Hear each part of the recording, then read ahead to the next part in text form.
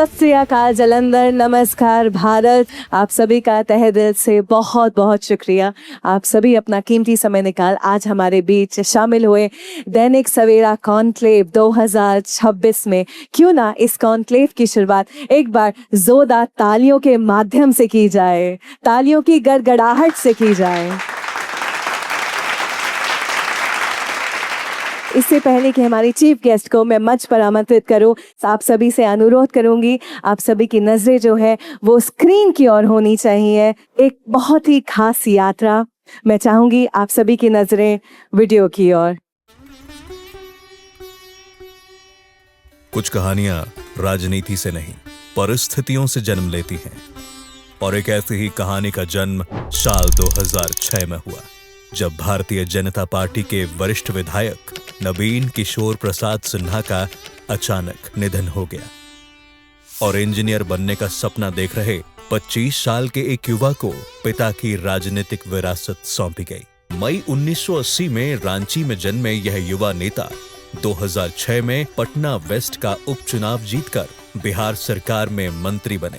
राजनीति 100 मीटर का रेस नहीं, राजनीति एक लॉन्ग मैराथन है। इसमें स्पीड का टेस्ट नहीं, इसमें स्टेमिना का टेस्ट होता है। खुद को नेता से पहले कार्यकर्ता मानते हुए इसलिए मैं अपने कार्यकर्ता भाइयों से कहूंगा कि हम पार्टी के विचारों के साथ काम करने वाले लोग हैं, तो निश्चित रूप से उस विचारों को आत्मसात करके आगे बढ़ना पड़ेगा। अपनी पत्नी और 2 बच्चों के साथ एक आदर्श परिवार की तरह जीते हुए सालों तक निरंतर परिश्रम किया, बिना शोर, बिना प्रचार, सिर्फ काम किया। 2010, 2020 और 2025 में लगातार जीत हासिल करते हुए वह विधायक बनते रहे और इस सफर को पूरी जिम्मेदारी से निभाते रहे। और फिर आया वह क्षण जब बिहार का यह युवा नेता भारतीय जनता पार्टी के राष्ट्रीय नेतृत्व की अग्रिम पंक्ति में पहुंचा। 25 साल की उम्र में पिता की विरासत संभालने वाले इस नौजवान पर अब 14 करोड़ भाजपा कार्यकर्ताओं की उम्मीदों का बोझ भी था।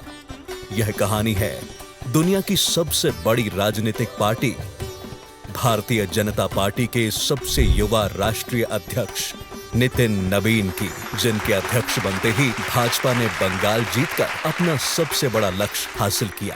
तो पलटानो दरकार, पलटानो दरकार, पलटानो दरकार। जिन्हें खुद देश के प्रधानमंत्री नरेंद्र मोदी भी अपना बॉस कहकर संबोधित करते हैं। माननीय नितिन नवीन जी, मैं कार्यकर्ता हूं, वे मेरे बॉस हैं। जोरदार तालियों के साथ दैनिक सवेरा कॉन्क्लेव 2026 के मंच पर भाजपा के बॉस श्री नितिन नवीन को आमंत्रित करते हैं और जानते हैं भारतीय जनता पार्टी का विजन पंजाब। सही कहा है, बदल रहा है देश मेरा, बदल रहा है देश मेरा, एक बेहतर भारत का सपना देख रहा है देश मेरा। इन्हीं पंक्तियों के साथ मैं विनम्र पूर्वक आमंत्रित करना चाहूँगी हमारे मुख्य अतिथि आदरणीय श्री नितिन नवीन जी से कि वह जोरदार तालियों के साथ हमारे साथ मंच पर पधारें। दैनिक सवेरा ग्रुप के ग्रुप चेयरमैन श्री शीतल विद जी से मैं आमंत्रित करूँगी, अनुरोध करूँगी कि वे मंच पर पधारें और हमारे मुख्य अतिथि आदरणीय श्री नितिन नवीन जी को मूर्ति और शॉल भेंट कर उनका सम्मान करें। जोरदार तालियों के साथ हम इस सम्मान समारोह का हिस्सा बने। जोरदार तालियों के साथ, तालियों की गड़गड़ाहट के साथ, तालियों की गूंज के साथ भारतीय परंपरा में सम्मान देना हमारा बहुत ही खास मौका है, संस्कार का हिस्सा है। और वक्त आ चुका है दैनिक सवेरा कॉन्क्लेव 2026, एक खास बातचीत जहां हम श्री नितिन नवीन जी के विचार अनुभव सुनेंगे। इस सेशन को आगे ले जाने के लिए मैं दरख्वास्त करूंगी मिस्टर पमिल भाटिया जी का जोरदार तालियों से स्वागत किया जाए और उनका साथ देने के लिए मिस्टर रिबांशु गाबा जी को भी मैं मंच पर आमंत्रित करना चाहूँगी।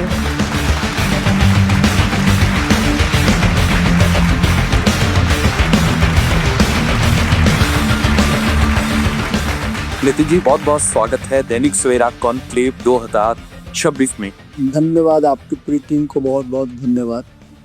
नितिन जी, एक बात बोली जाती है, कहते कि सर पे जो गठरी है वो भारी नहीं, उसमें जो सपना है वो भारी है। आप इतनी यंग एज में दुनिया की सबसे बड़ी पार्टी के राष्ट्रीय अध्यक्ष बने, प्रधानमंत्री मोदी भी बॉस कह के बुलाते हैं। ये आप इस जिम्मेवारी को किस तरह से देखते हैं? नितिन नबीन का बीजेपी को लेकर विजन क्या है पंजाब में और देश में? देखिए, सबसे पहले पूरी टीम को बहुत बहुत शुभकामना। मेरे कई संत गुरु यहाँ पर उपस्थित हैं, मैं उनको भी प्रणाम करता हूँ। पंजाब की धरती गुरुओं की धरती रही है और उस गुरु की धरती पर मेरा अध्यक्ष के रूप में पहला आगमन हुआ है और मैं मानता हूँ कि अपने गुरुओं का अगर आशीर्वाद रहता है तो निश्चित रूप से जीवन में हर तरह की सफलता मिलती है। और हम तो उस वाणी से माने जाते हैं कि गुरु ही हमें माता पिता के बारे में, उसके महत्व और माता पिता से भी पहचान कराता है। तो हमारे शास्त्र में, हमारे संस्कृति में गुरुओं का स्थान सबसे ऊपर है और आज मैं गुरुओं के इस उपस्थिति के साथ मैं यहाँ उपस्थित हूँ, तो मैं मानता हूँ मेरा सौभाग्य है। जहाँ तक भारतीय जनता पार्टी के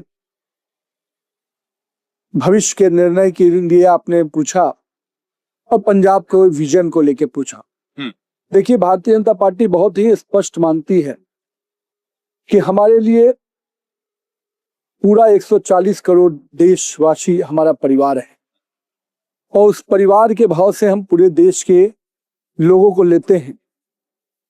अगर माननीय प्रधानमंत्री जी ने सपना देखा कि हम हर घर में रोशनी पहुंचाएंगे, हर घर में खुशहाली लाएंगे, तो हमारे श्रद्धेय दीनदयाल उपाध्याय जी का जो सपना अंत्योदय अंतिम व्यक्ति तक विकास की योजनाएं पहुंचे, हमारे श्यामा प्रसाद मुखर्जी जी का सपना कि एक भारत श्रेष्ठ भारत की कल्पना, कि पूरा देश एकता के एक प्रतीक से बंधा रहे, कहीं ना कहीं ये जो हमारे श्रद्धेय रहे उनके सपनों का भारत, और हमारे श्रद्धेय अटल बिहारी वाजपेयी जी जिन्होंने इस देश को गवर्नेंस का नया मॉडल दिया, तो एक और विकास की किरणें अंतिम व्यक्ति तक पहुंचे, दूसरा भारत सुरक्षित होते हुए एक श्रेष्ठ भारत के रूप में उभरे, और तीसरा सरकार हर द्वार नजर आए, गवर्नेंस हमारा प्राथमिकता रहे।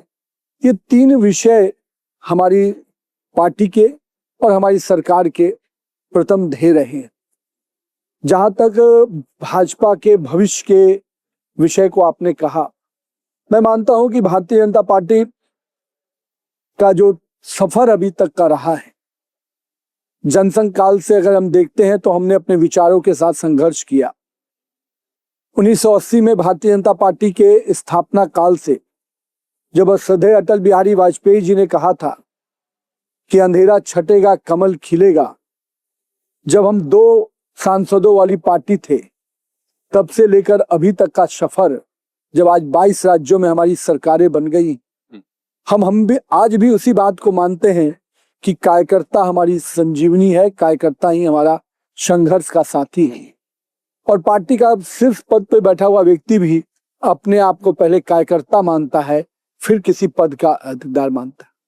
तो मैं मानता हूं भारतीय जनता पार्टी की जो विरासत रही है, जो हमारे मूल्य रहे और जो हमारा ध्येय रहा है, कहीं ना कहीं जनता के बीच में भी और हमारे कार्यकर्ताओं और नेताओं के बीच में भी स्पष्ट है। इसलिए लगातार हम अपने विषयों को लेकर आगे बढ़ते रहे। हमने जो संकल्प लिया, हम कह सकते हैं कि उसको आज सिद्धि में पहुंचाने का काम हमने किया है। हमारे नेता अटल जी ने, आडवाणी जी ने जो सपना देखा पार्टी के स्थापना काल में, हमने कहा कि हम अगर इस देश से 370 और धारा को समाप्त करेंगे तो हमने उसको पूरा किया। हमने कहा कि हम गरीब के घर तक रोशनी पहुंचाएंगे, तो प्रधानमंत्री अन्न योजना के माध्यम से हमने हर गरीब के घर को छुआ। हमने अगर कहा कि हम इस देश को, लोग को स्वस्थ रख के बनाएंगे, तो हमने आयुष्मान भारत के माध्यम से देश के 60 करोड़ लोगों को आयुष्मान भारत से जोड़ा। हमने अगर कहा कि हम किसान को केवल कृषि से नहीं जोड़ते, हम किसान को कल्याण से भी जोड़ते हैं, तो प्रधानमंत्री कृषि सम्मान योजना से हमने हर किसान को उसकी मूल चीजों को महत्व को देखते हुए हमने, और आज देश में प्रत्येक किसान परिवार को हम उससे जोड़ पाए। जहां तक पूरे देश के इंफ्रास्ट्रक्चर की बात करते हैं तो मैं मानता हूं देश का इंफ्रास्ट्रक्चर आज एक स्तर पे है, लेकिन मैं पंजाब की बात, निश्चित रूप से आपके मन में जिज्ञासा है पंजाब को लेकर हमारा लक्ष्य क्या है। मैं मानता हूं भारतीय जनता पार्टी पंजाब में पूरे नए स्वरूप में आपको दिखेगी। मैं पंजाब से जुड़ा हुआ आपको सवाल पूछ लेता हूं। जिस तरह से आपने कहा कि हम 2 सांसद से थे 1980 के दौर में और अब तक हम पहुंचे हैं 300 पार पहुंच गए, पंजाब में भी स्थिति ऐसी है। 2 विधायकों से सत्ता तक का सफर कितना चुनौतीपूर्ण आपको लगता है? बहुत लंबा सफर है और समय शायद इतना नहीं है। इसको लेकर बीजेपी की क्या प्लानिंग है? मैं मानता हूं कि 2 का एक अच्छा शुभ शब्द है। मैं मानता हूं शायद यही 2 पंजाब के लिए भी सफलता लेके आएगा। और मैं मानता हूं कि हम अपने कार्यकर्ताओं के बेस पर काम करते हैं। पंजाब हमारे लिए प्राइड का विषय रहा।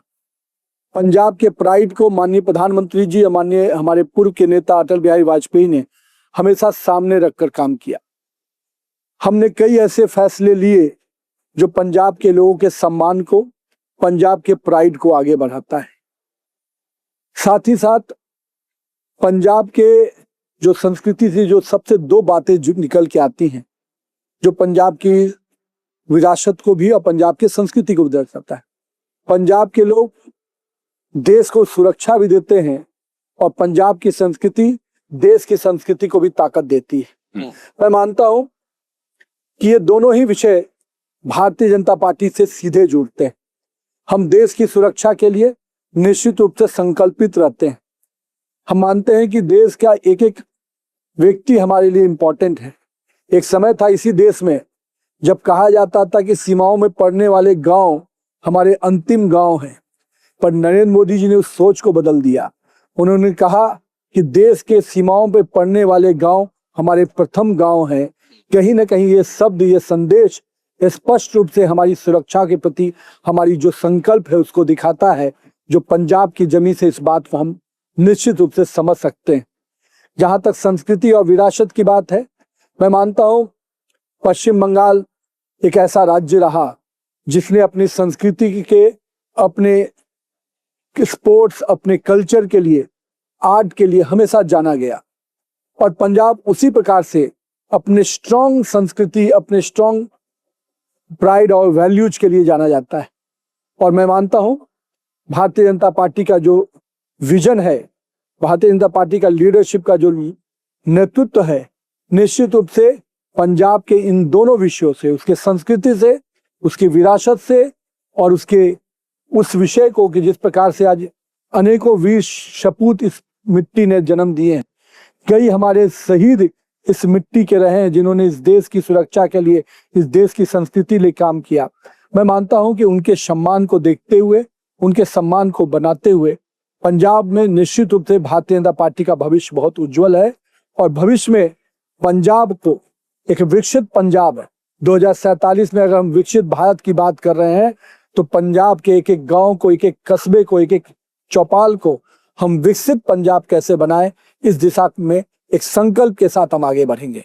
नितिन जी, पंजाब पर विस्तार से आगे चर्चा करेंगे, पर सबसे पहले हमारे दर्शक ये जानना चाहते हैं कि 45 साल के नौजवान को कब और कैसे पता लगा कि 14 करोड़ कार्यकर्ताओं का बॉस उन्हें बनाया जा रहा है? वो पल क्या था, कैसे आपको पता लगा और कब और क्या महसूस हुआ नितिन नबीन को तब? देखिए, भारतीय जनता पार्टी की खूबसूरती यही है, भाजपा का वॉच टावर बहुत मजबूत होता है। हमारे नेता एक एक कार्यकर्ता को काम करते हुए देखते हैं और हमारा एक एक व्यक्ति का जुड़ाव जो वर्कर्स के कैडर के साथ होता है, हमारे वरिष्ठ नेताओं से लेकर कहते राष्ट्रीय अध्यक्ष से बूथ अध्यक्ष की कनेक्टिविटी किसी पार्टी में इतने बड़े लेवल पर नहीं हो सकती जितना हमारे यहाँ है। हमारा बूथ अध्यक्ष सीधे राष्ट्रीय अध्यक्ष से संवाद कर सकता है। ये खूबसूरती है तो भारतीय जनता पार्टी में। अगर मैं उसी बात को, जहां आपने मुझसे पूछा, मैं राजनीति एक्सीडेंट में आया हूं, जो बात आप बता भी रहे, लेकिन मैं हमेशा मानता हूं कि कार्यकर्ता ही इस भारतीय जनता पार्टी की नींव है। विचार हमारा वो प्रकाश है जो सूरज की किरण की तरह हमें दिशा देता है। और मैं मानता हूं हमारा जो कार्यशैली है वो हमारे लिए खाद के रूप में है जो हमको एक सही ग्रोथ देता है। इन तीनों चीजों को अगर हम देखते हैं तो मैं मानता हूं कि जब 2025 दिसंबर में 14 दिसंबर को मैं अपने विधानसभा क्षेत्र के कार्यकर्ताओं का सम्मान कार्यक्रम रखा था। जब जब हम चुनाव जीतते हैं तो चुनाव जीतने के बाद उन कार्यकर्ताओं का अभिवादन का कार्यक्रम रखते हैं। करीब 5000 कार्यकर्ता जुटे थे और उन कार्यकर्ताओं का अभिनंदन का कार्यक्रम मैं कर रहा था। उसी समय संदेश आता है। उसके पूर्व में मैंने जो कहा था शायद वही मुझे आशीर्वाद के रूप में मिला। मैंने अपने भाषण में उस मंच से भी कहा था कि भारतीय जनता पार्टी में कार्यकर्ता को अपने काम पर पूरा ध्यान देना चाहिए, क्योंकि आप काम करते रहेंगे तो पार्टी निश्चित रूप से आपके लिए हर प्लेटफॉर्म से अगले नए प्लेटफॉर्म के लिए योजनाबद्ध तरीके से आगे बढ़ती है। आपको कोई इशारा या कोई भाव था कि मुझे इतनी बड़ी जिम्मेदारी मिलने वाली है? नहीं, मुझे कोई इशारा नहीं था, कोई भाव नहीं था। मुझे ध्यान में था कि मैं पार्टी का काम करता हूं। कहीं ना कहीं कोई हर्ष, जब से मैं शुरुआत किया तब से पार्टी ने कई मौके दिए और उस मौके में कभी छत्तीसगढ़ मिला, कभी सिक्किम मिला, कभी युवा मोर्चा का नेतृत्व में वर्किंग मिला, तो कहीं ना कहीं काम मिलता रहा। मुझे ये उम्मीद था कि इस काम के बाद भी कोई काम मिलेगा। तो रूटीन में क्या बदलाव आया जब आप दुनिया की सबसे बड़ी पार्टी के अध्यक्ष हैं? पहले आप एमएलए थे, मंत्री थे, अपने एक क्षेत्र में लोगों से मिल रहे थे, अब आपको पूरे देश की 14 करोड़ कार्यकर्ताओं की जिम्मेदारी है। रूटीन में क्या बदलाव आया? देखिए, भारतीय जनता पार्टी 24/7 वर्किंग में रहती है। हमारे कार्यकर्ता भी मानते हैं कि हमारे लिए पूरा दिन काम का है। हम चुनाव आता है तब काम में आते हैं या किसी और समय, हमारे लिए साल भर काम चलता रहता है। तो हम एक रूटीन में, शेप में रहते हैं। निश्चित रूप से राष्ट्रीय अध्यक्ष बनने के बाद आपको हर राज्यों के विषयों को जानने के लिए समय, उनके अध्ययन के लिए समय और साथ ही साथ हर राज्य के नेतृत्व से मिलना, उनकी इस विषयों को समझना। तो एक रूटीन में पहले कहते थे कि हम एक तालाब में काम करते थे, आज पूरा समुद्र है। तो कहीं ना कहीं लेकिन काम वहां भी वही था, काम यहाँ भी है। स्वरूप बदला है, विस्तार हुआ है। निश्चित रूप से हमारे वरिष्ठों का साथ है, हमारे कार्यकर्ताओं का अनुभव, जो हमारे साथ काम करने वाले लोग हैं, सबका साथ और सहयोग मिल रहा है। और कहीं ना कहीं उन सब के सहयोग से अपने 24 घंटे में ही सबको काम करना होता है। एक हमारे वरिष्ठ नेता ने कहा था कि एक सामान्य व्यक्ति को भी 24 घंटा मिलता है काम करने के लिए, और एक व्यक्ति जो देश चलाता है, चाहे वो प्रधानमंत्री हो, राष्ट्रपति, उसको भी 24 घंटा मिलता है देश चलाने के लिए। तो मैं मानता हूँ समय को सही तरीके से बांटना और काम को सही ढंग से उसमें लक्षित करना कहीं ना कहीं आपके काम को आगे बढ़ाता है, और वही रूटीन में मैं काम कर रहा हूँ। नितिन जी, आप पंजाब आए, पगड़ी बांधी सर पे, हम देख रहे हैं आपको बाजार में खड़े होकर लस्सी पी रहे हैं, लोगों से डायरेक्ट इंटरेक्शन कर रहे हैं पंजाब के लोगों से। ये शायद आपका पहली बार होगा एक्सपीरियंस। पंजाब को आप क्या समझे अब तक अपनी इस विजिट में? आप पगड़ी को, पंजाब को कैसे डिफाइन करते हैं जो लोगों से फीडबैक मिला? मैं मानता हूं पंजाब की पगड़ी पंजाब के प्राइड का विषय है। अगर वो प्राइड मैंने बांधा तो मेरा सम्मान बढ़ा है, पंजाब के लोगों का सम्मान तो बड़ा है ही। और मैं मानता हूं हर राज्य का कल्चर उस राज्य की ताकत होती है, उसके लिए संजीवनी होती है। और मैं अगर पार्टी का राष्ट्रीय अध्यक्ष हूं तो जिस भी राज्य में जाऊं, वहां की कल्चर, वहां की संस्कृति से अगर अपने आप को जोड़ता हूं तो मैं खुद को ताकत मिलती है मुझे, और जिस ताकत से मैं पंजाब को एक नई दिशा की ओर ले जा सकूं। मैं मानता हूं पंजाब के लोगों के साथ कल मिलना भी हुआ, एक अलग उत्साह। पंजाब के दिल में, कहते हैं ना कि पंजाब के लोग दिल के बादशाह होते हैं। दिल की बात की पंजाब के लोगों ने, और मैं मानता हूं वो बादशाहत उनके काम में, उनके आवाज में, उनके हौसले में दिखती है। और मैं मानता हूं पंजाब इसीलिए सभी प्रांतों से अलग होता है। वो कड़े से कड़े संघर्ष में भी उत्साह और उमंग को खोज लेता है। यही बंगाल, पश्चिम बंगाल में जो मैंने देखा तो वहाँ एक अलग कल्चर का विषय था। और मैं पंजाब को मानता हूँ कि वो वही प्राइड है जो संघर्ष में भी खुशी ढूंढता है, संघर्ष में भी कहीं ना कहीं उमंग के साथ आगे बढ़ता है। आपने कहा कि पंजाबियों की सोच या पंजाब अलग सोचता है, और यही बीजेपी के लिए एक सफर रहा है। 2014 से पॉपुलैरिटी जिस तरह बीजेपी की और प्रदेशों में बढ़ी, पर पंजाब में वो पॉपुलैरिटी नहीं मिल पाई है। बेशक आपने वेस्ट बंगाल जीत लिया है, पर अब आपको लगता है कि पंजाब आपके लिए एक आसान रास्ता है या अभी भी चैलेंजेबल है? देखिए, किसी भी रास्ते को हम आसान नहीं मानते हैं। अगर आदमी फुल कमिटमेंट के साथ, फुल डेडिकेशन के साथ किसी भी काम को करता है तो वो आसान हो जाता है, लेकिन उसके लिए आपको हार्ड वर्क करना पड़ता है। और मैं किसी भी चीज को शॉर्टकट में बिलीव नहीं करता हूँ। मैं हमेशा मानता हूँ जीवन के सफर लॉन्ग रन से कटता है। इसलिए पंजाब में हमारे लिए अभी तक का विषय कहीं ना कहीं संघर्ष का रहा है, लेकिन जिस प्रकार से मैं आज के पंजाब को देख रहा हूँ, एक और रिएक्शन है पूरे सिस्टम से। कहीं ना कहीं जो भी यहाँ सरकारें चल रही हैं, उनके गवर्नेंस मॉडल से, उनके लॉ एंड ऑर्डर से, उनके डेवलपमेंट मॉडल से कहीं ना कहीं समाज में रिएक्शन है। वहीं एक निराशा है पूर्व के लोगों से। और आज हम कह सकते हैं कि भारतीय जनता पार्टी के पिछले 12 वर्षों की देश में जो नेतृत्व हमारे प्रधानमंत्री नरेंद्र मोदी जी ने दिया है, कई प्रांतों में जहां हमारा विस्तार नहीं था, उनके नेतृत्व में हमने अपनी पहचान, उपस्थिति दर्ज की है। हम त्रिपुरा जैसे नॉर्थ ईस्ट के राज्यों में जिस प्रकार से हमने अपना मजबूत कदम रखा है, पंजाब हमारे विचारों से बहुत पहले से जुड़ा है। कहीं ना कहीं हम अपने विषयों को, जिस प्रकार से हमने काम किया है, उसको और नीचे तक उतारने की आवश्यकता है। पंजाब के लोगों के मन में जो चीजें हैं, उन चीजों को एड्रेस करने की आवश्यकता है। जो आप लॉ एंड ऑर्डर की बात कर रहे हैं सर, उसमें पंजाब के मुख्यमंत्री कह रहे हैं कि जो बम ब्लास्ट हो रहे हैं वो बीजेपी करवा रही है, या बीजेपी को अरविंद केजरीवाल और भगवंत मान अब ईडी पार्टी कह के बुला रहे हैं। देखिए, जिस प्रकार से फर्जीवाड़ा वाले शब्दों पर मैं नहीं जाता हूं। हम और हमारा पार्टी और हमारे लोग के बारे में जनता में स्पष्टता है। आज तीसरी बार लगातार अगर प्रधानमंत्री नरेंद्र मोदी जी को समर्थन मिलता है तो केवल इन फर्जीवाड़े वाले शब्दों से नहीं मिलता है। कहीं ना कहीं हमने कुछ कमाया है, हमने कुछ बनाया है और हमने कुछ किया है इस देश के लिए, तब जनता हम पर विश्वास करती है। इसलिए जो लोग ये शब्दों का प्रयोग करते हैं, इस देश में किस प्रकार से आतंकवादी घटनाएं होती थी और सरकारें मौन बैठी रहती थी, सैनिकों के सर काट लिए जाते थे, दिल्ली में बैठी हुई सरकार मौन रहती थी। कश्मीर के लाल चौक में पाकिस्तान का झंडा लहराता था, दिल्ली में बैठी हुई सरकार मौन रहती थी।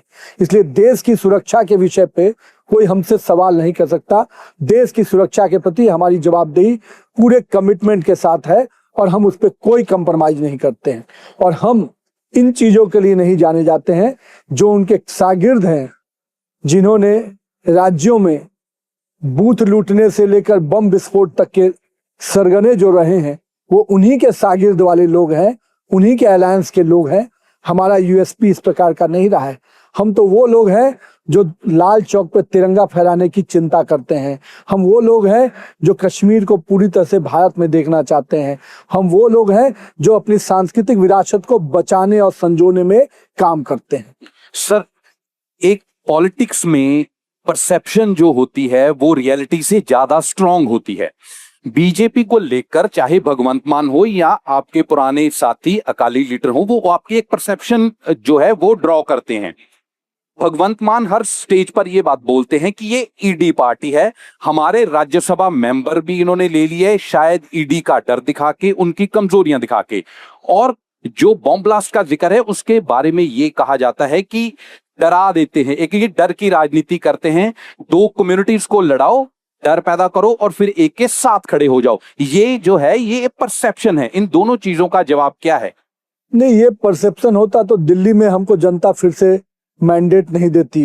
इतने लंबे समय तक वो सत्ता में रहे, दिल्ली की जनता को जो ठगने का काम किया।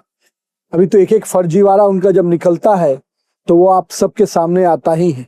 मैं उन विषयों पे बहुत अलग से नहीं जाऊंगा, लेकिन स्पष्ट रूप से हमारा यूएसपी, हमारा काम है, हमारा डेवलपमेंट मॉडल है, हमारा गवर्नेंस मॉडल है। हम लोगों को लड़ा के नहीं, लोगों को साथ लेके चलते हैं। हमारा नारा है सबका साथ सबका विकास, सबका विश्वास सबका प्रयास। हम 140 करोड़ लोगों के साथ एक साथ चलने में विश्वास करते हैं और यही कारण है कि जनता हमें लगातार समर्थन और विश्वास देती है। और जिस तरह के शब्दों का प्रयोग करते हैं, उस काल कोठरी में वही लोग पहुंच पाते हैं जिन्होंने कुछ काले कारनामे किए होंगे। जो काले कारनामे करेंगे वो सोचे कि हम काल कोठरी से बच जाएंगे राजनीति के माहौल बनाकर, तो उससे कोई बचने वाले नहीं है। हमारी भी तो कई जगह हम अपोजिशन में हैं। क्यों नहीं हमारे बारे में आपने वो विषय, हम तो कर्नाटका में अपोजिशन में हैं, हम हिमाचल प्रदेश में अपोजिशन में हैं, पहले भी तो हम अपोजिशन में रहे। कहीं ना कहीं आपके कारनामे बोलते हैं, हमारा काम बोलता है। पर जो ये ईडी की परसेप्शन है, आपने जो उनके राज्यसभा मेंबर लिए, उनमें आपको क्या ऐसा अच्छा लगा? क्योंकि केजरीवाल तो माना जाता है कि प्रधानमंत्री मोदी को जो चैलेंज करने वाला पब्लिक डोमेन में ज्यादा है, वो चेहरा है। आपको उनके राज्यसभा मेंबर में ऐसे अच्छे क्यों लगे? क्या खास लगा जो बीजेपी ने लिया? पार्टी, आम आदमी पार्टी कहती है डरा कर ले गए। पहले तो ये समझिए कि आप जिस व्यक्ति से कंपेरिजन कर रहे हैं वो व्यक्ति कहीं अभी एक राज्य में भी नहीं ठहरता है। आज उस व्यक्ति को आप अपने पंजाब में, जहां उनकी पार्टी की सरकार है, वहां भी जो यहाँ के मुख्यमंत्री हैं कितना वैल्यू देते हैं वो आप भी समझते हैं। उनसे क्या उनकी दूरी है वो आप भी समझते हैं। मैं तो बस इतना कहूंगा कि जो विषय उनके पार्टी के अंदर इतनी निराशा वातावरण है, लोग को लगता है कि ये लोग जिस बड़े बड़े सपने बुनकर आए थे, उन सपनों को जनता को ठगने में काम लाए, उन सपनों को हकीकत में बनाने का काम नहीं किया। और कहीं ना कहीं जब वो अविश्वास जनता में दिखा, जिसके माध्यम से दिल्ली की सरकार गई, तो वो अविश्वास उनके कैडर में भी आ गया है। और आप निकालिए ना कि केजरीवाल को छोड़ने वालों की लंबी फहरिस्त है। कोई ये पहला व्यक्ति थोड़े हैं। जिस व्यक्ति कुमार विश्वास ने उनको बनाया वो भी उनको छोड़ के चले गए। ऐसे लंबी फहरिस्त है। इसका मतलब क्रेडिबिलिटी नहीं है। ये इंटरेस्टिंग चीज आपने बताई। केजरीवाल को छोड़ने वालों की फेहरिस्त लंबी है, ये नितिन नवीन कहते हैं। इसका मतलब इलेक्शन से पहले हम और दल बदली देखेंगे? आम आदमी पार्टी के लीडर्स आ रहे हैं बीजेपी में, ये कहना चाह रहे हैं आप? पहले मैं ऐसा कुछ नहीं कहना चाहता। बहुत स्पष्टता से रखिए, उनके यहाँ निराशा का वातावरण है। उनके यहाँ लोग मानते हैं कि जनता का क्रेडिबिलिटी अब इनके खोज चुकी है और कहीं ना कहीं कैडर का भी क्रेडिबिलिटी अब ये खो रही है। नितिन जी, अगर इस तरफ ये बात हो रही थी कि दल बदला हो सकती है और दूसरी तरफ कांग्रेस वाले या पंजाब में जो आपके विरोधी हैं वो ये कह रहे हैं कि पंजाब में बीजेपी के पास अपना कार्डर नहीं है, कांग्रेस से सारे लोग आगे आ रहे हैं। जिस तरह केवल टिल्लू जी को प्रधान बनाया गया, जाकर साहब यहाँ बैठे हैं, बिट्टू जी यहाँ बैठे हैं, तो एक जो कांग्रेसमैन थे वो बीजेपी में फ्रंट पर आ गए हैं। तो क्या इससे आपका पुराना कार्डर अकेला महसूस तो नहीं करता और क्या इस तरह बीजेपी मजबूती से आगे बढ़ रही है? देखिए, लंबे समय से पार्टी हम काम कर रहे हैं और हमारे विचारों से लोग जुड़ते हैं। कोई व्यक्ति को जोड़ने का विषय नहीं होता है।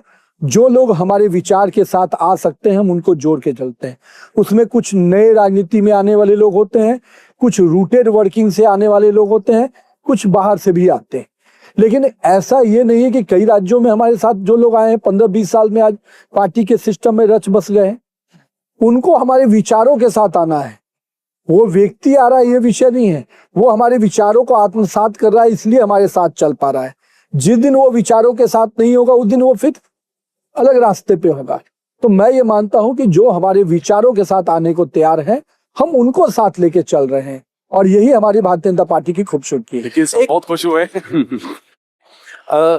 नवीन जी, एक और चीज, पंजाब में बहुत चर्चा है, बीजेपी की तरफ से कई बार कहा गया कि हम अकाली दल से गठबंधन नहीं कर रहे, पर अकाली दल की तरफ से कई बार थोड़ी बहुत चर्चा ऐसी ऑफ द रिकॉर्ड भी निकलती है, कई बार ऑन रिकॉर्ड भी उनके लीडर ये बोल चुके हैं कि गठबंधन हो जाना चाहिए, ये फायदेमंद रहेगा। क्या आपको लगता है कि अगला गठबंधन प्री पोल या पोस्ट पोल हो सकता है अकाली दल के साथ, या अभी ऑप्शन में 3 अकाली दल को आप और देख रहे हैं, जो एक अमृतपाल वाला अकाली दल है, ज्ञानी हरप्रीत सिंह वाला अकाली दल है, या सिमरनजीत मान वाला? अलायंस को लेकर आपकी स्ट्रेटजी क्या है? प्लीज क्लियर जवाब दीजिए। और ये सबसे बड़ा सस्पेंस है मुझे लगता है पंजाब की पॉलिटिक्स में। सारी जनता जानना चाहती है कि आगे अकाली दल बीजेपी के अलायंस को लेकर के होगा क्या? क्या अलायंस को लेकर क्या होगा? देखिए, पहले तो भारतीय जनता पार्टी आज जो वर्तमान स्थिति है, हम पूरी तरह से अपने संगठन को मजबूती से हर विधानसभा हर क्षेत्र में खड़ा करना चाहते हैं। और आने वाला 6 महीना निश्चित रूप से भारतीय जनता पार्टी अपने स्ट्रांग फुटिंग के साथ अपने संगठन को, यहाँ के इशू को, हर विधानसभा की इशू को हम रेज करेंगे और जनता के बीच में अपने पूरे विषय को लेकर जाएंगे। जहां तक अलायंस की बात आप कर रहे हैं, अभी बहुत समय है उसके निर्णय पर लेने के लिए, आने दीजिए समय। भावनाएं हैं, कुछ हो सकता है। आपकी मुस्कुराहट क्या कह रही है? मैंने इसीलिए कहा कि आने में समय, किसी चीज को आज बोलना या नहीं बोलना आज कोई मूल्यांकन करने का मतलब नहीं है। मैं ये मानता हूं कि हमारे 6 महीने के जो अपने वर्किंग होंगे, नए अध्यक्ष आए हैं, पूरी वर्किंग हम अपने अलग दिशा से देख रहे हैं। समय आएगा तो उस पर निर्णय करेंगे, जाना कि नहीं जाना, ये समय और परिस्थिति। अगर हम भारतीय जनता पार्टी अपने स्ट्रॉन्ग फुटिंग के साथ आगे बढ़ना चाहती है, हम देखेंगे जनता से क्या मैसेज मिलता है, उस मैसेज के आधार पर 6 महीने बाद डिसाइजन करेंगे।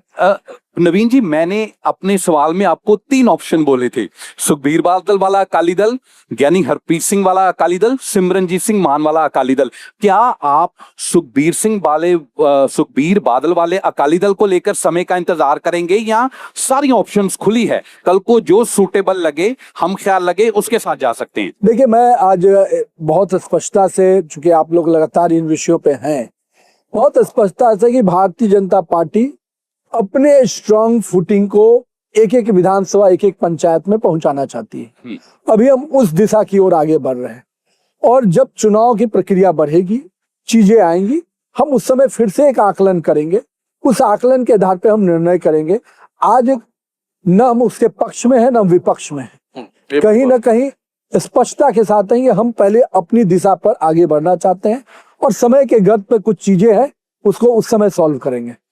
आप नवीन जी, बिहार और पंजाब का रिश्ता कैसे देखते हैं? बिहारियों और पंजाबियों का रिश्ता आप कैसे देखते हैं? क्योंकि आप बिहार की भूमि से आते हैं। 2024 के लोकसभा इलेक्शंस में यहाँ पर कांग्रेस के एक एमएलए ने, जो उस टाइम पे लोकसभा का इलेक्शन लड़ रहे थे, उन्होंने स्टेटमेंट दिया था कि जो बाहरी लोग हैं उनको यहाँ पर जमीन नहीं खरीदनी चाहिए। उसके बाद प्राइम मिनिस्टर मोदी ने भी इस बयान की निखेधी की थी और उन्होंने कहा था कि कांग्रेस जो है एंटी बिहारीज है। तो आप अभी पंजाब में हैं, कल से कैसे देख रहे हैं इस रिश्ते को? देखिए, पंजाब और बिहार का अटूट संबंध है। मैं जहां से आता हूं, गुरु गोविंद सिंह जी का जन्म स्थान, 350वां वर्षगांठ जब मनाया गया तो जितनी बड़ी उपलब्धि पंजाब के लोगों ने देखी, उससे अधिक मैं नहीं कह सकता, लेकिन कहीं ना कहीं पूरे बिहार के लोगों ने उस 350वें वर्ष को धूमधाम से मनाया।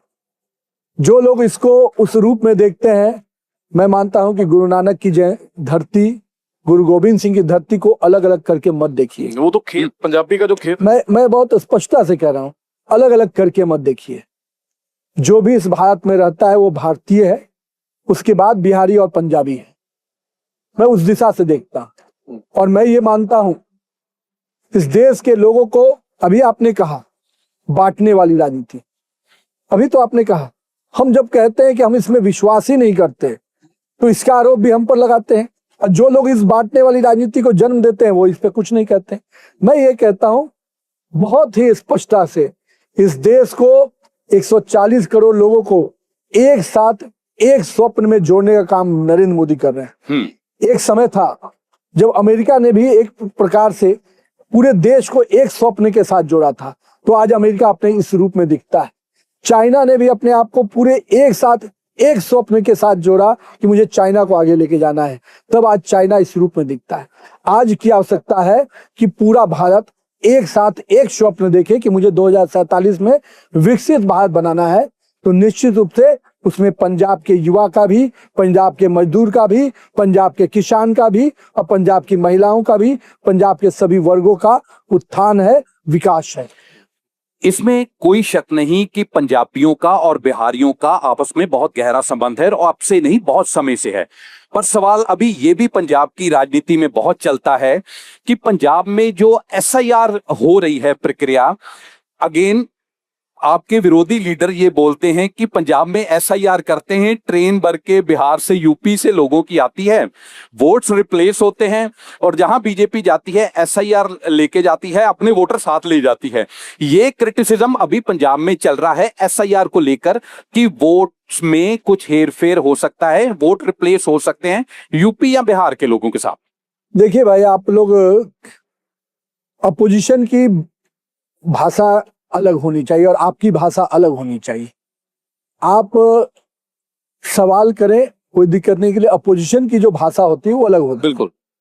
अगर यही एसआईआर होता तो हम तमिलनाडु में भी एसआईआर करा देते, हम केरला में भी एसआईआर करा देते। जहां वो जीतते हैं वहां इलेक्शन कमीशन एसआईआर नजर नहीं आता है, वहां भी तो एसआईआर हुआ, तमिलनाडु में एसआईआर हुआ, हम एक सीट मात्र जीत पाए। तो क्या वहां पर हमारा सिस्टम नहीं खड़ा था क्या? ये वो लोग अपनी हार का बहाना, कभी इलेक्शन कमीशन दोषी, कभी ईवीएम दोषी, कभी एसआईआर दोषी। अरे अपने गिरेबान पे झांको ना। हमने देश में कहीं भी चुनाव हारा या जीता, हमेशा अपने कंधों पे उसको लिया है। ठीक है, हम हार का ठिकरा दूसरों पर नहीं फोड़ते। हम अगर कमी हमारी है पंजाब में, तो मैं पंजाब के कमियों में अपने आप को आत्मसात करके वहां सीखने का प्रयास करता हूं। ये अपोजिशन के लोग अपनी कमियों से सीखने के बजाय हार का ठीकरा फोड़ते हैं। और वो शब्द एसआईआर पहले भी तो हुआ है, 2002-3 में क्या था, वोटर लिस्ट का पुनरीक्षण हुआ था, वही तो एसआईआर है। 2002-3 में सभी देश भर के 100 करोड़ लोगों का एसआईआर हो रहा था। उस समय तो आपकी सरकार भी थी, आपने कही रहे, तो सब प्रक्रिया हम कहां इस विषय को बनाते थे। और आज आप जब हार रहे हैं, आपकी खिंज है, आपकी निराशा है, तो एसआईआर दोषी है। एसआईआर दोषी है तो केरला में एसआईआर काहे नहीं खड़ा हो गया? जहां आप जीतते हैं वहां पर आप जीतते हैं, और जहां आप हारते हैं वहां एसआईआर के कारण हारते हैं। देखिए, ये अपनी हार का खिंज कभी एसआईआर पे, कभी इलेक्शन कमीशन पे, कभी ईवीएम पे करते हैं। इससे जनता देख रही है, जनता को सब मालूम है। नितिन जी, अगर पंजाब की जनता इस बार भाजपा को मौका देती है तो क्या प्लानिंग है? एक तरफ जो मौजूदा सरकार है वो 10 लाख का इलाज फ्री दे रही है, 1000 से 1500 रुपए तक महिलाओं को उनके खाते में हर महीने डालने का उनकी एक योजना है। तो बीजेपी की क्या योजनाएं रहेंगी, बीजेपी के क्या वायदे रहेंगे पंजाब की जनता को? देखिए, कई चीजें तो समय पे हम संकल्प पत्र में लाएंगे, लेकिन मैं बहुत स्पष्टता से कहूंगा, हमारा संकल्प स्पष्ट है। हम पूरी तरह से पंजाब को सुरक्षित, समृद्ध और शक्तिशाली पंजाब बनाना चाहते हैं। सुरक्षित क्योंकि इसकी सीमाओं को निश्चित रूप से आज पूरी तरह से सचेत कर सुरक्षित करने की आवश्यकता है। कहीं कहीं कह सकते हैं कि आज पंजाब के लोगों को जो लॉ एंड ऑर्डर, जिस प्रकार की चीजें नजर आ रही हैं, उससे हम उसको सुरक्षित। समृद्ध जो इसका पुराना इतिहास रहा है, यहाँ के किसान, यहाँ के उद्योग अपने अलग पहचान रखते थे। आज पूरे देश में स्टार्टअप का दौर है, नए एमएसएमई का दौर है, और पंजाब आज से 25-30 साल पहले छोटे छोटे एमएसएमई के माध्यम से जाना जाता था। छोटे बड़े उद्योग पंजाब के केंद्र में थे। आज अगर वही कहीं खो गए हैं तो कहीं उनको पुनः स्थापित करने का काम हम करेंगे, निश्चित रूप से पंजाब को समृद्धशाली बनाने का, और शक्तिशाली इस रूप में कि यहाँ का युवा, जो यहाँ की ताकत, यहाँ की ऊर्जा है, जिसको भटकाने का, गुमराह करने का प्रयास किया जा रहा है, उसको निश्चित रूप से पंजाब के विकास के लिए, उनके विकास के लिए मुख्य धारा में लाने का प्रयास करेंगे। पंजाब तो मैंने कहा उत्साह और उमंग की धरती है, ये संघर्षों के बलिदान की धरती है, यह तप की धरती है।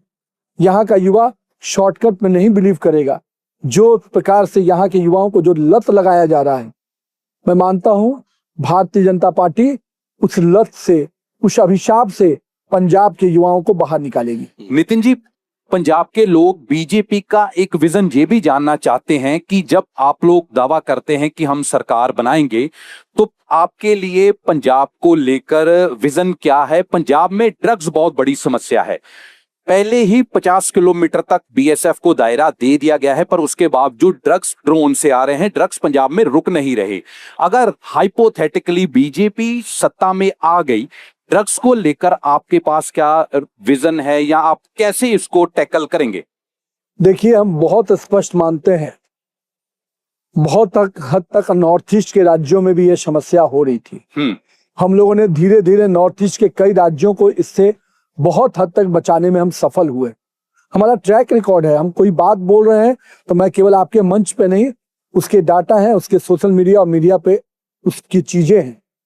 हम मानते हैं कि पंजाब के सीमाओं को भी और पंजाब के आंतरिक चीजों को भी निश्चित रूप से हमको इसको स्पष्ट रूप से रोकना है।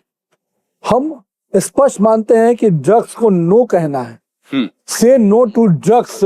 इसके लिए समाज को भी, सरकार को भी और सीमाओं को भी हम पूरी तरह से एक साथ लेकर चलेंगे और सुरक्षित रूप से इसको करेंगे, चाहे सीमाओं के माध्यम से हो, समाज के माध्यम से हो, चाहे सरकार के माध्यम से हो। हम तीनों चीजों में संकल्पित होकर, क्योंकि हम अपनी आने वाली पीढ़ी को किसी भी हाल में बर्बाद होने नहीं देंगे। नितिन जी, आप क्योंकि आज मंच पर हम आपसे बात कर रहे हैं, तो इस समय नीट का री एग्जाम भी चल रहा है और ये एक बड़ा विवाद देश में छिड़ा हुआ है। इससे कुछ लोगों ने कॉकरोच जनता पार्टी कह के प्रदर्शन भी किया और आज ये री एग्जाम हो रहा है, तो कैसे इस विवाद को आप देख रहे हैं और कहाँ? फिर से रिपीट किए। नीट का री एग्जाम जो चल रहा है, कॉकरोच जनता पार्टी और इस तरह के जो प्रदर्शन हुए हैं देश भर में। देखिए, मैं बहुत स्पष्ट हूं, इन विषयों पे हमने हमेशा कहा है कि जहां जहां हमारी कमियां हैं हम उसको दूर करने में विश्वास करते हैं। लेकिन जिसको लोगों ने इसको राजनीति रोटी सेकने का प्रयास किया और जिसको तथा केंद्रित उसका केंद्र इसी पंजाब से उसको ऊर्जा देने का, उसको खाद और सामग्री देने का जो प्रयास किया गया, वो खेल भी आप सबके सामने स्पष्ट है। लेकिन पंजाब तो जमीन पर क्रांति करने वाली धरती है। इसके क्रांतिकारी जमीन पर संघर्ष करके किए। लोग सोचते हैं डिजिटल क्रांति आया तो वही अंतिम क्रांति होगी, ऐसा नहीं है। जो जमीन पे क्रांति होती है वो भी असली क्रांति वही है। जो लोग डिजिटल क्रांति कर रहे हैं खाद आपूर्ति करके, उससे जमीन का तत्व नजर नहीं आता है। मैं बहुत स्पष्ट हूँ, जिस प्रकार से देश के युवाओं को एक नया मॉडल दिखाया जा रहा है, मैं मानता हूं इस देश में 2.25 लाख लोग स्टार्टअप करके आए हैं, आगे बढ़ रहे हैं। देश का युवा जॉब सीकर्स नहीं, जॉब गिवर्स बन के आ रहा है। आज 125 से अधिक यूनिकॉर्न बने हैं, तो देश के युवाओं ने खड़ा किया है। ये भी भारत का युवा है, ये भी जेनजी है। केवल जेनजी की पहचान चंद लोग अपने तरीके से जो परिभाषित करने का प्रयास कर रहे हैं वो नहीं है। जम्मू कश्मीर में जो खिलाड़ी जीत के आता है वो भी जेनजी है। वो जो स्टोन पेटर्स था वो जेनजी नहीं है। भारत का जेनजी रणजी विजेता जम्मू कश्मीर है। इस बात को हमको समझने की आवश्यकता है। एक नितिन जी, पंजाब की बहुत बड़ी समस्या है पंजाब के सर चढ़ा हुआ कर्जा बहुत ज्यादा है, 4 लाख करोड़ के पार हो चुका है। पिछले दिनों पंजाब के मुख्यमंत्री ने एक स्टेटमेंट दी, ओपन स्टेटमेंट, कि जब प्रधानमंत्री मोदी देश का कर्ज माफ कर देंगे हमारा भी हो जाएगा। पंजाब के कर्ज को लेकर बीजेपी क्या सोचती है? अगर बीजेपी सत्ता में आई तो क्या कर्ज माफी, पंजाब को कोई स्पेशल स्टेटस या स्पेशल पैकेज कर्ज के लिए मिल सकता है? आपका इस पे नजरिया क्या है क्लियरली? देखिए, किसी भी राज्य का कर्ज का जो मॉडल होता है वो उसके अपने रिवेन्यू के आधार पे होता है और कहीं ना कहीं उसको अपने रिवेन्यू को इनहेंस करना पड़ता है। तब कहीं ना कहीं उसका कर्ज का जो प्रोपोर्शनेट है उसके हिसाब से बढ़ता घटता है। अगर हम अपने रिवेन्यू को बढ़ाने का कोई काम नहीं करेंगे और केवल कर्ज का ही दरवाजा खोल के रखेंगे तो हम कभी आगे बढ़ ही नहीं सकते। आज बिहार में भी हमने कर्ज लिया है, लेकिन हमने अपने रिवेन्यू मॉडल को भी आगे किया है। आज हम बिहार में इन्वेस्टमेंट के लिए अलग से पॉलिसी लेके आए। हम अधिक से अधिक इन्वेस्टमेंट, इंफ्रास्ट्रक्चर ग्रोथ पे काम किया। आज केवल रोड इंफ्रास्ट्रक्चर में 4-4 लाख करोड़ के काम चल रहे हैं। तो ये रेवेन्यू मॉडल है। जब पैसा सरकार की योजनाओं से आता है और सरकार का साइकिलिंग में लगता है तो कहीं ना कहीं वो सरकार के रेवेन्यू को बढ़ाता है। पर मैं एक मिनट, लेकिन वो काम पंजाब की सरकार ने नहीं किया। केवल काम किया कर्ज लेना और योजना का पैसा इंफ्रास्ट्रक्चर में नहीं लगाकर केवल फ्री बीज में लगाना।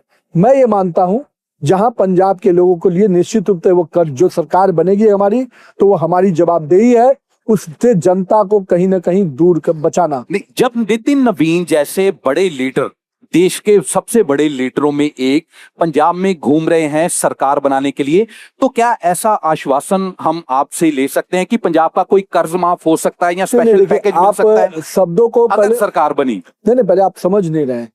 मैं ये स्पष्ट कह रहा हूं कि हम ऐसा मॉडल लेके आएंगे जो ऑटोमेटिक रूप से हमको उस दिशा में लेके जाएगा। मैंने इसीलिए कहा किसी भी राज्य को उसका रेवेन्यू मॉडल खड़ा करना पड़ेगा।